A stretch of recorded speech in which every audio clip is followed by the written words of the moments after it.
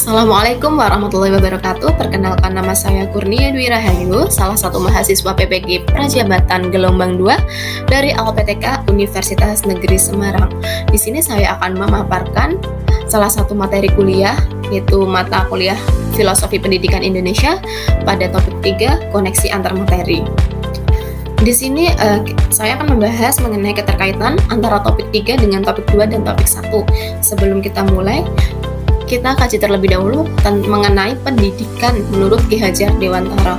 Sebelum itu, apa sih bedanya pengajaran sama pendidikan?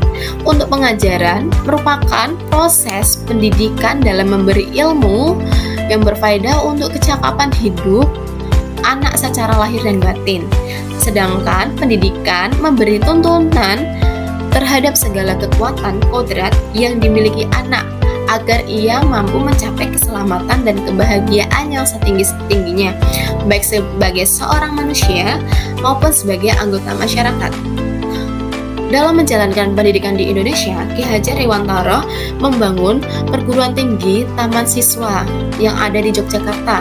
Perguruan tinggi tersebut diperuntukkan untuk anak-anak pribumi Indonesia atau yang sama aja dengan manusia Indonesia. Oke, selanjutnya kita akan bahas keterkaitannya antara topik 3 dengan topik 1 dan topik 2. Tadi kita telah membahas mengenai perguruan tinggi, mengenai pendidikan menurut Ki Hajar Dewantara dan perguruan tinggi yang dibangun oleh Ki Hajar Dewantara, yaitu perguruan tinggi taman siswa yang diperuntukkan oleh anak-anak pribumi atau anak Indonesia atau yang manusia Indonesia. Nah, manusia Indonesia sendiri merupakan istilah yang merujuk pada manusia yang memiliki kewarganegaraan Indonesia, berasal dari Indonesia atau memiliki ikatan budaya, sosial, atau sejarah dengan Indonesia, yang memiliki 3 nilai khas Indonesia, meliputi nilai Kebhinneka Tunggal Ikaan, nilai Pancasila, dan nilai religiusitas. Pertama, nilai Kebhinneka Tunggal Ikaan atau berkebhinneka tunggal ikaan. Dalam dunia pendidikan, banyak dan peserta didik yang memiliki berbagai perbedaan, dari perbedaan beragama, perbedaan budaya, dan perbedaan karakteristik. Nah, di sini saya ber-PPL di SMA Negeri 14 Semarang. Mungkin hanya sedikit perbedaan yang ada di SMA Negeri 14 Semarang. Ada perbedaan agama sama perbedaan karakteristik atau keberagaman.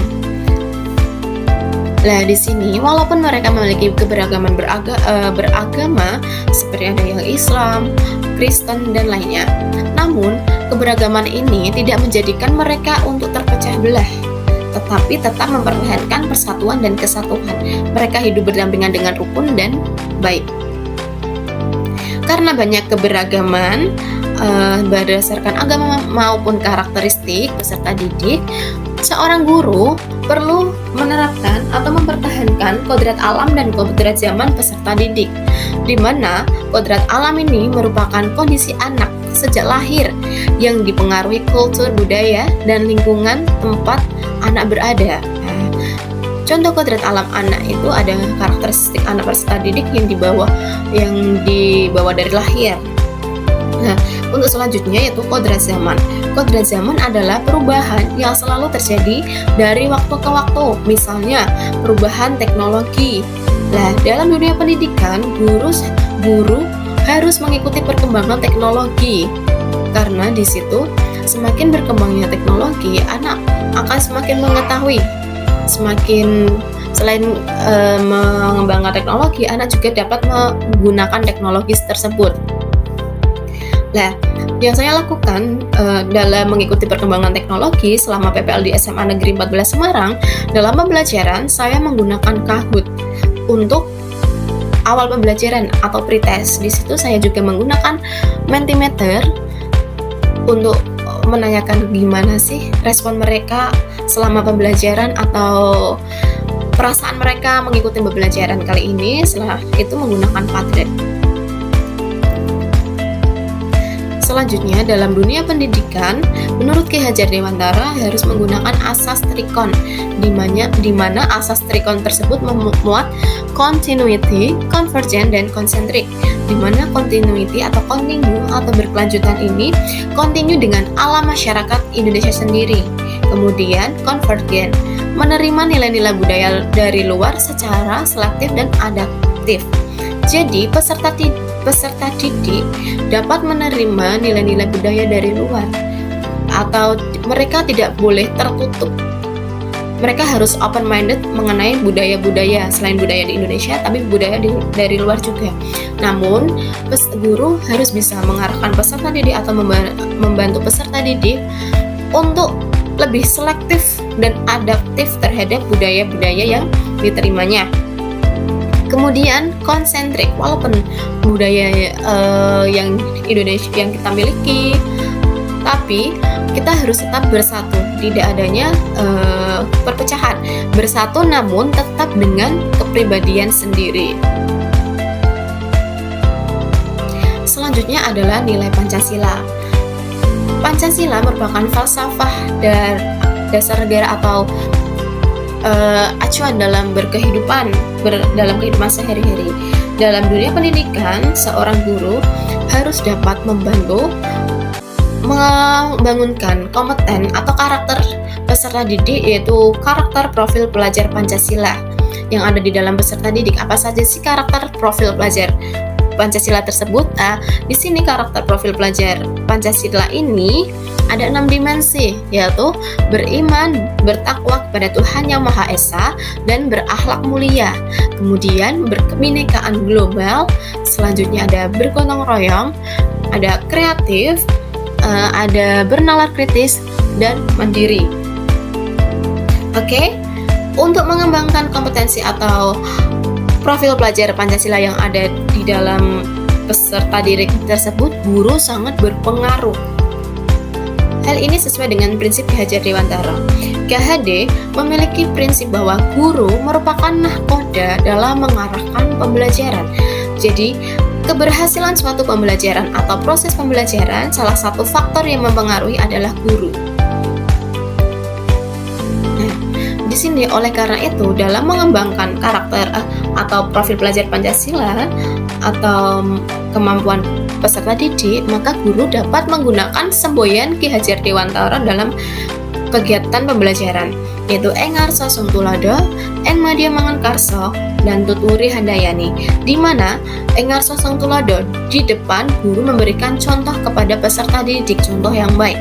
Kemudian Enmadya Mangunkarso, di situ guru dapat mengembangkan ide-ide mereka atau memberikan semangat kepada mereka. Setelah itu Tutwuri Handayani, di mana guru memberikan dorongan kepada siswa di belakang, guru memberikan dorongan kepada peserta didik, bisa berupa motivasi, penyemangat, dan lain-lain.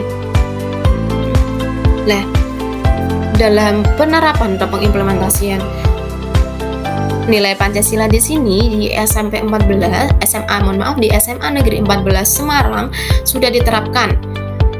Kita lihat gambar pertama, yaitu saat peserta didik mau berangkat ke sekolah, di situ diterapkan saling menghormati, sikap saling menghormati yang masuk ke dalam nilai sila ketiga pengimplementasiannya.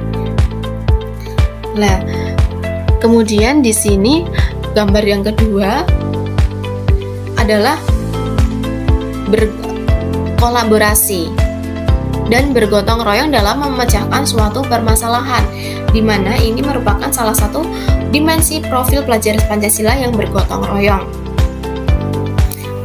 Selanjutnya, selain mereka bergotong royong, mereka juga menerapkan atau mengembangkan profil pelajar Pancasila dengan dimensi berpikir kritis. Nah, mereka dapat mengemukakan pendapat-pendapat mereka dari kegiatan praktikum tersebut atau melakukan percobaan untuk meningkatkan kemampuan berpikir kritis mereka. Nah, setelah itu yang gambar selanjutnya yaitu menyampaikan hasil pekerjaan mereka atau bisa juga hasil diskusi mereka disampaikan di depan papan tulis. Terus kemudian di sini juga ada dimensi profil pelajar Pancasila yang bergotong royong, di mana melakukan kegiatan bersih-bersih kelas secara bersama-sama.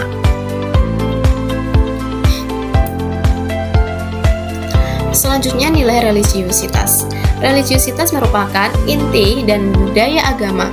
Agama atau religion yang dari bahasa Latin religio dan religer merupakan model kehidupan yang ditandai oleh ikatan atau keterhubungan praksis kehidupan, doa ritual, komunitas persaudaraan, dan tindakan amal kasih. Menurut Ki Hajar Dewantara, nilai religiusitas memuat beberapa aspek, yaitu kebenaran, keadilan, kerendahan hati, dan kasih sayang. Di SMA 14 sendiri, SMA 14 Semarang ini sudah ada pengimplementasian nilai religiusitas, di mana setiap hari Jumat biasanya mereka melakukan sholat duha secara bersama, kemudian kajian yang diisi dengan kajian-kajian. Setelah itu ada melakukan tilawah Al-Quran, dan selain itu ada kegiatan sosial juga yang dilakukan, seperti waktu kejadian banjir membantu korban banjir. Oke. Sekian dari pemaparan kali ini. Apabila ada kesalahan mohon maaf. Wassalamualaikum warahmatullahi wabarakatuh.